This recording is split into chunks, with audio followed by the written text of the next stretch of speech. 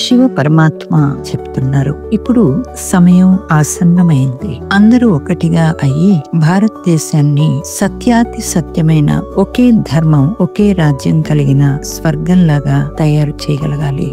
మరి ఆ ధర్మం అశాంతిని సమాప్తం చేయాల్సిందే. అప్పుడే ఈ భారతదేశంలో మరిలా ప్రేమతో కూడిన గంగా ప్రవహించగలుగుతుంది.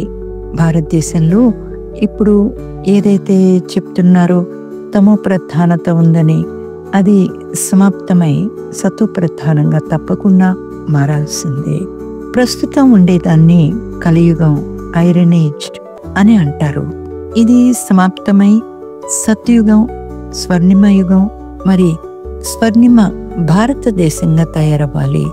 కానీ ఎప్పుడవుతుంది అంటే, ఎప్పుడైతే మన హృదయం ఆ విధంగా సతో ప్రధానంగా స్వర్ణిమ సమానంగా తయారవుతుందో అప్పుడే ఈ భారతదేశం స్వర్ణిమ యుగం, స్వర్గంలాగా తయారవుతుంది. ఓం శాంతి.